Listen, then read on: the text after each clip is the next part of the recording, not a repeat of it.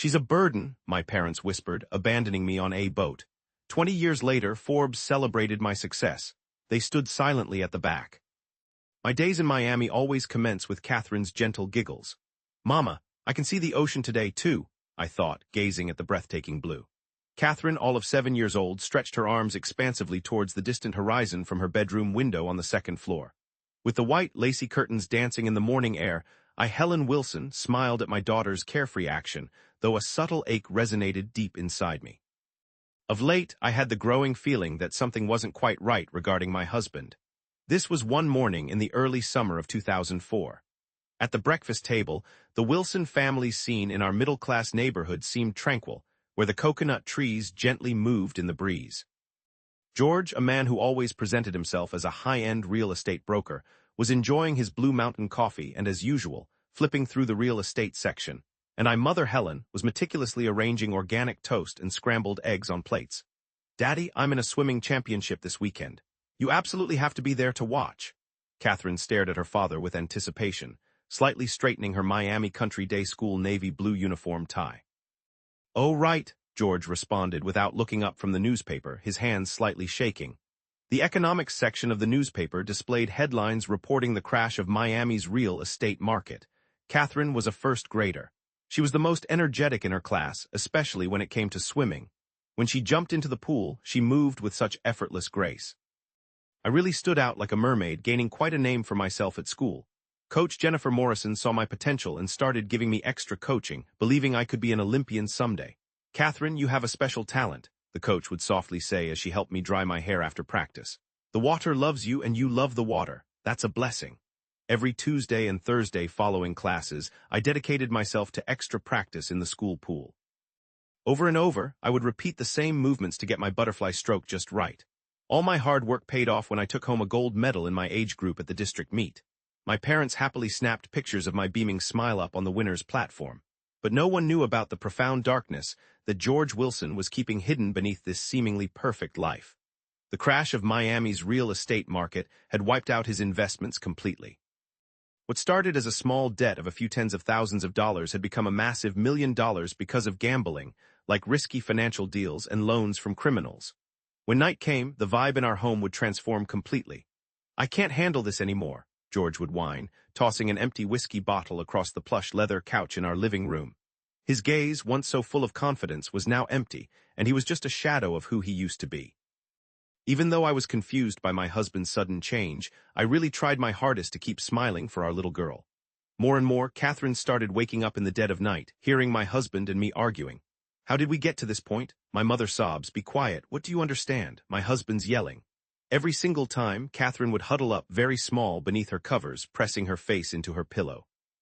Hey, Mama, Catherine questioned me one calm night while we were in bed together. When I get older, I want to be a ship captain. Oh, really? Why is that? I responded, thinking what a lovely aspiration it was as I carefully ran my fingers through Catherine's light hair. The moonlight created soft shadows all around us. Yes, because when I'm out on the ocean, I can forget about everything. When I'm in the water, I can't hear my mom and dad arguing. That honest admission squeezed my heart. It was very clear that my daughter had sensed the family's unhappiness. I held my daughter close, fighting back tears. The number of times the doorbell rang grew. Unfamiliar men, all wearing black sunglasses, would come over for 4 business meetings with my husband. Each time his face would become stern, and I would be praying in the living room. It wasn't possible for us to go to Sunday Mass together at St. Patrick's Catholic Church because her father hadn't gone lately. God, please keep our family safe, I whispered, especially Catherine. From the darkness of the stairwell, Catherine would observe my prayer. Even at her young age, she felt that something terrible was about to happen. Debt collectors' menacing warnings became even more persistent, even while we waited for God's answer. They gave us only a week. Make sure you have the funds by then. Think about your loved ones. These threats brought a feeling of dread to our peaceful Coral Gables neighborhood. I looked out the window, staring at the ocean far away. The water looked like it was on fire because of the sunset. My eyes still held onto optimism and wonder. It was a Sunday morning, August 15, 2004. Miami was still covered in darkness before sunrise. Cassie, wake up, my mother said, and I opened my eyes, confused by the early call. The clock read 4:30. We're going fishing as a family today. Really? Hooray! I leaped out of bed. Normally, on a day off, I'd go back to sleep, but the word fishing immediately chased away my drowsiness. Is Daddy coming too? Yes, Helen responded as she straightened my t-shirt collar. I didn't catch the slight trembling in my mother's hands. At the Miami port dock, George's 28-foot cruiser appeared as a dark shape in the morning fog. The security cameras on the harbor mechanically captured the image of the boat and the 3 people going on it. "Be cautious," the dock manager shouted. "The weather report predicts it'll get choppy this afternoon." "It'll be all right," George responded sharply and turned on the engine. The sky was starting to change color beyond the horizon as dawn approached. I stood at the front of the boat, my eyes shining as I felt the morning wind on my face. "Hey, I saw some fins way out there," and I innocently shouted, "Dolph." George was getting a little boat ready on the back of the ship. I asked my dad how far we'd be going when we were already a few miles from land.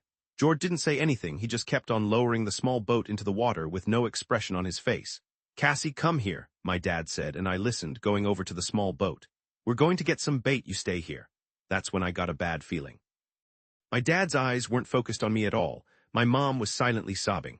"Mama." The sound of the engine got further away. The small boat didn't have any motor.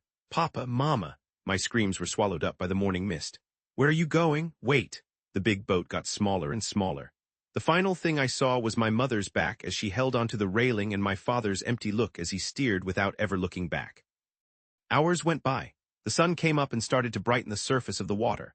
The little boat turned slowly, being tossed about by the waves. I was only 7 years old, and I had no clue where I was or which way was which. "God," I kept muttering the prayers I learned at church, my lips trembling. Sweat was dripping everywhere. My throat was so dry. My eyes were burning. The constant motion of the waves made me feel sick. It must have been around lunchtime. As my senses started to fail me, I saw something really weird. I could have sworn I saw a woman who resembled my mother rising up out of the water. "Little girl," I heard. It was certainly a person speaking this time. When I opened my eyes, a sizable fishing vessel was stopped close to my own. "Are you okay?" a voice asked. Captain Michael Brown had spent a quarter of a century casting his lines in these waters. He was too scheduled to travel his regular path today, but for some reason, he felt a nudge to go somewhere else and altered his course. The experienced captain's instincts had, in that instant, saved a young girl's life. There had been some reports of questionable small boats nearby lately, Michael then told the Coast Guard. I had even made several reports to the police myself. I never anticipated anything like this. When I was pulled from the water, I had a bad fever. My 7-year-old body was almost giving up after bobbing in the water for more than 8 hours under the burning sun, but I was still breathing. At the Miami Coast Guard station, Michael murmured quietly next to me as I lay on a stretcher.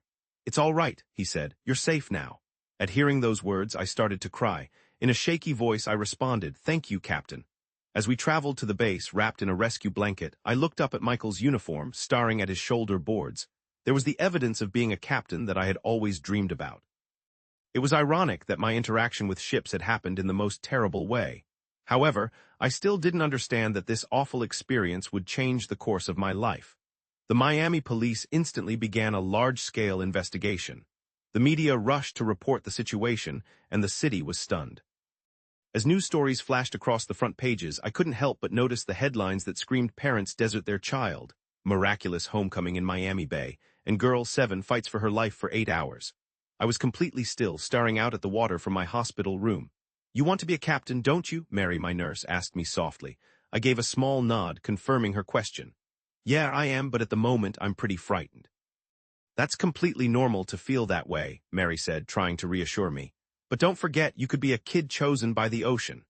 Those particular words really struck a chord with me. It was a summer morning in Miami when I woke up in a huge house on Fisher Island. "Good morning, Cassie," Elizabeth Hamilton said in a calm tone as she was making breakfast on the patio. The sweet smell of pancakes was coming from the outdoor kitchen, while I could barely hear the noise of tour boats far off in the distance.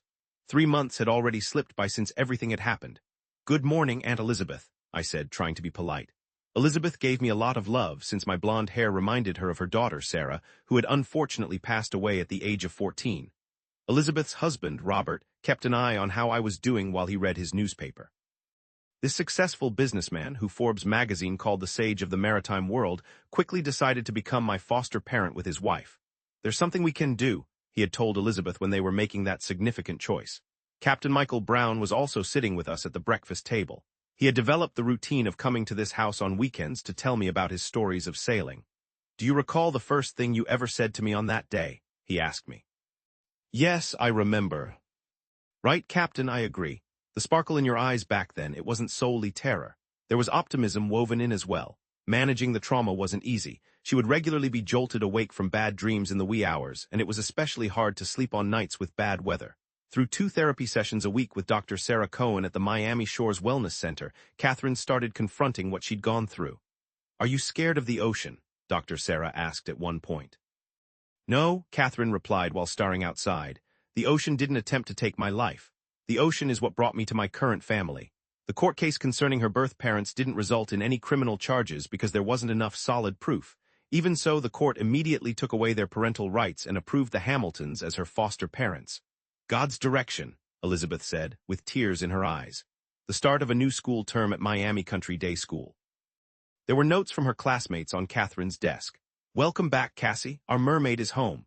But she didn't go in the swimming pool anymore. Instead, she immersed herself in books on maritime shipping in the library. She showed a particular fondness for books related to the merchant marine and how to be a business manager. The librarian's expression grew gentle at this peculiar 7-year-old's desire to learn.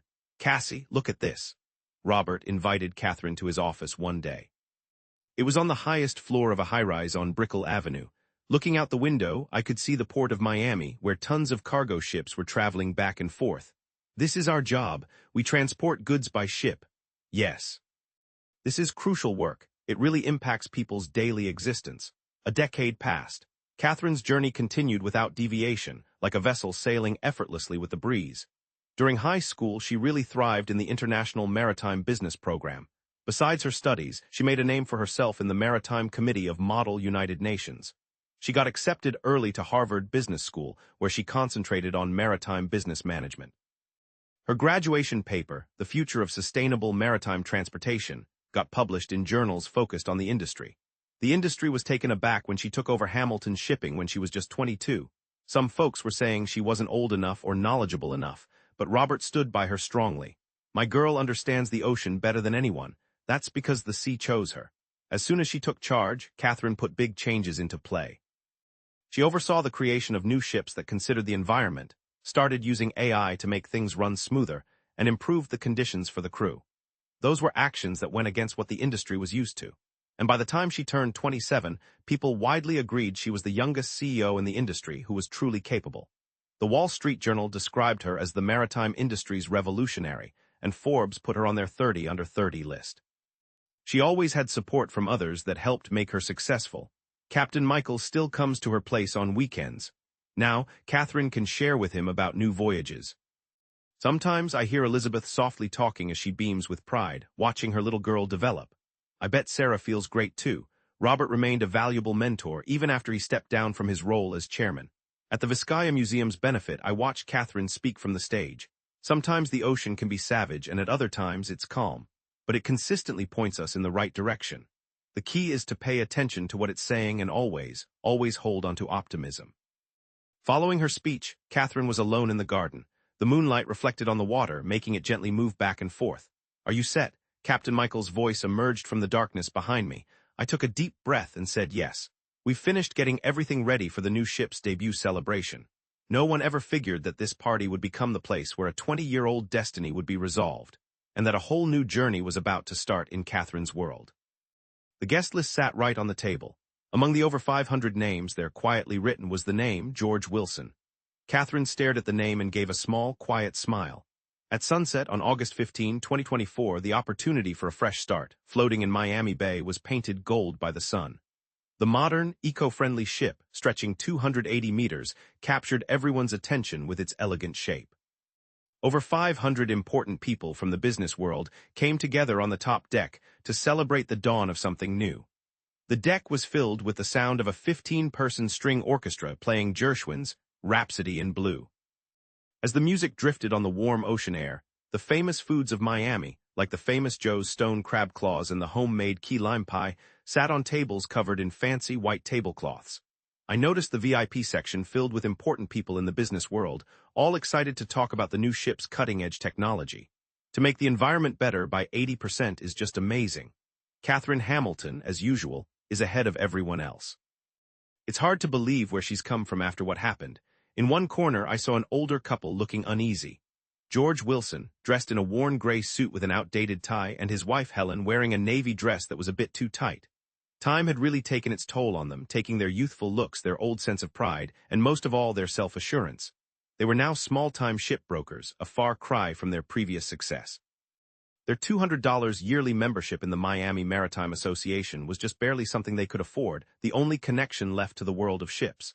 When the invitation came, they debated for a long time. Should we actually go? Helen gently squeezed her husband's arm. It's happening at the same time as the yearly meeting. We have to go as members. George's voice shook a little, almost as if he was trying to reassure himself. At 7 o'clock, bright spotlights lit up the main stage. As the room quieted down, I saw Catherine walk on stage, wearing a stunning dark blue Armani suit. A simple pearl necklace shone beautifully around her neck. I saw Captain Michael watching from the side of the stage. He felt like a true dad to me now, and he never skipped his weekend visits, even after all that time. Robert and Elizabeth were right beside him.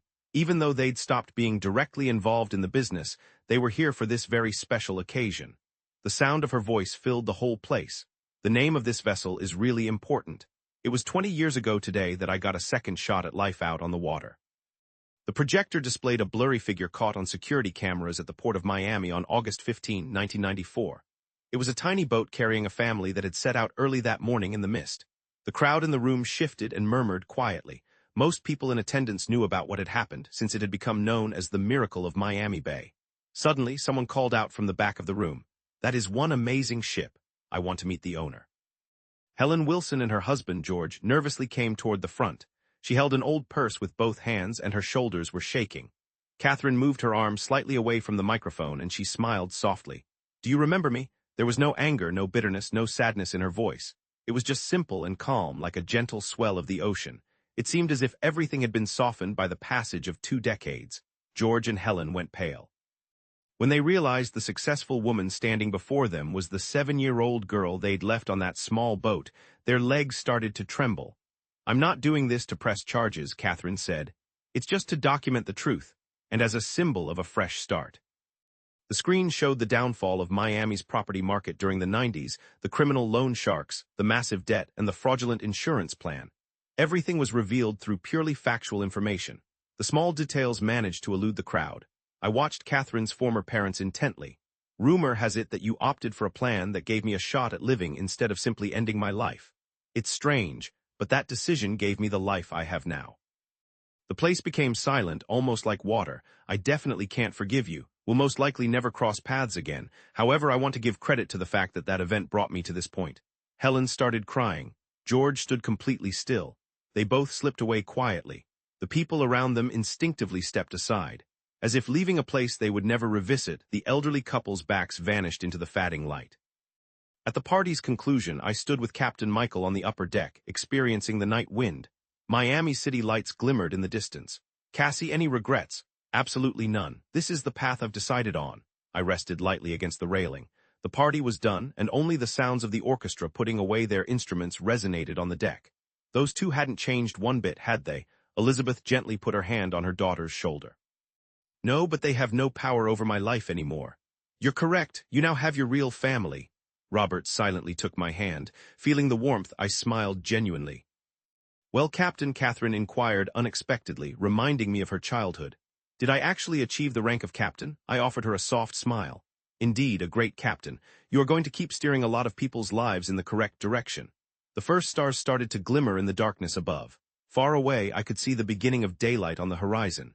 It beamed brightly and constantly, like it was showing us where to go in the future.